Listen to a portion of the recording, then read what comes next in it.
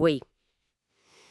Já parou pra pensar por que o nosso sangue é vermelho e o de uma lagosta, sei lá, é azul? Ah, é uma pergunta ótima para começar, né? Pois é. E hoje a gente vai, tipo assim, investigar isso e descobrir uma coisa ainda mais maluca.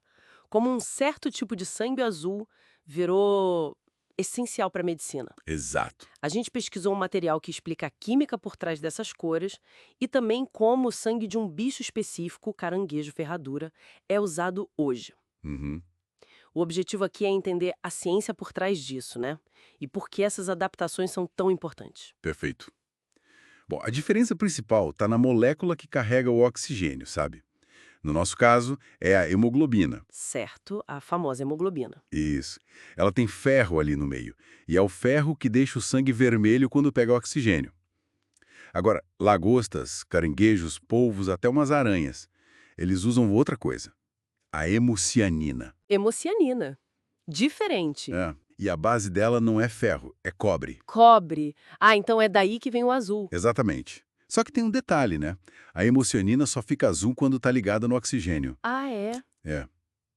Sem oxigênio, o sangue deles é quase transparente, incolor. Então, sim, a cor muda. Que interessante. Muda de cor.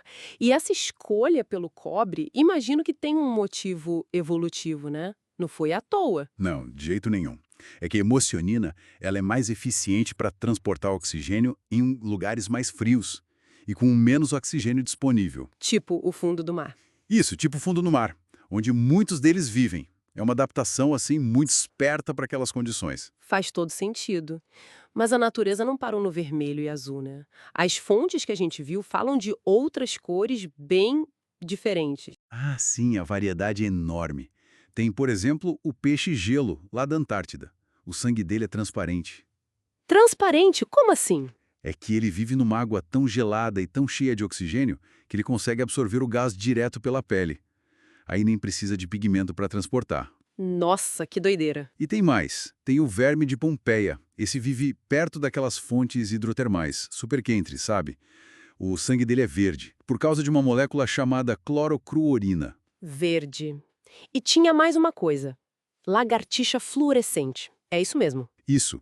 Algumas lagartixas têm tanto de um pigmento chamado biliverdina que vem da quebra da hemoglobina. Aliás, que o plasma delas fica meio amarelo esverdeado e brilha sob luz UV. Caramba, é muita adaptação diferente. Isso mostra como a vida encontra caminhos, né? Mas voltando ao sangue azul, tem um que é especialmente importante pra gente. O Limulus polyphemus. E aqui a história fica fascinante. Primeiro, ele nem é caranguejo de verdade. E é um fóssil vivo. Fóssil vivo? Sim, ele existe há uns 450 milhões de anos, quase sem mudar. 450 milhões de anos. É difícil até de imaginar. E por que o sangue azul dele é tão crucial assim para a medicina? O segredo está numas células especiais do sangue dele, os amebócitos. Dentro delas tem uma substância, o lisado de amebócitos de límulos, LAL para facilitar. LAL, ok? E o que ele faz? Ele tem uma capacidade incrível, reage quase que na hora como as toxinas de bactérias, as endotoxinas. São perigosas para a gente. Reage como? Ele forma tipo um gel, um coágulo em volta delas. E a sensibilidade é absurda. Detecta quantidades mínimas, tipo partes por trilhão. Espera aí. Partes por trilhão. Então é tipo um alarme biológico super potente contra bactérias. Exatamente. É por isso que ele virou indispensável. O teste de Lau é usado no mundo todo para checar a segurança de quase tudo que vai entrar no nosso corpo. Tudo como? Pense em vacinas, todas elas, Covid, gripe, medicamentos injetáveis tipo insulina, quimioterapia, soro fisiológico, até material médico, seringa, catéter, marca-passo, prótese. Nossa, eu não tinha ideia dessa dimensão. Quer dizer, a segurança de tanta coisa depende desse bicho pré-histórico. Como eles pegam esse sangue? Então, os caranguejos são coletados na costa, né, geralmente na época de desova.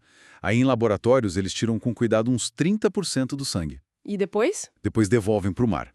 Dizem que a maioria sobrevive, tipo uns 85%, mas sempre tem um debate, né, sobre o impacto disso a longo prazo. Imagino. E como o processo é delicado e o Lau é tão sensível, Ele vale muito dinheiro. Coisa de 15 mil dólares o litro. 15 mil dólares? Uau! É, e aí que tá o problema. Essa nossa dependência coloca pressão neles, né? A espécie já é considerada vulnerável. Por causa da pesca para isca, perda de lugar para desovar, é complicado. Entendi. Uma situação delicada. Mas e alternativas? Tem alguma coisa sendo feita? Tem sim, felizmente. A ciência já criou uma versão sintética em laboratório. Chama RFC, fator C recombinante. Ah, que bom. É, ele imita a reação do LAO natural. Algumas empresas já estão usando, mas ainda tem um caminho para ser aceito globalmente, questões de regulação, essas coisas. Entendi. Bom, então para a gente resumir aqui, a gente viu que tem sangue de várias cores por aí, né? E que isso é adaptação.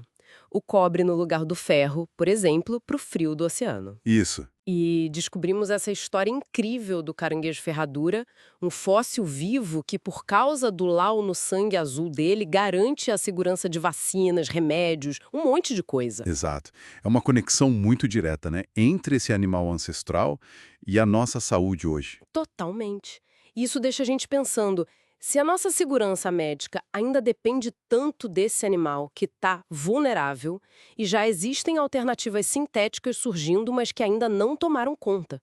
Como é que a gente lida com isso? É o dilema, né? Como equilibrar a necessidade médica agora com a urgência de conservar uma espécie que viu, nossa, quase toda a história da vida na Terra?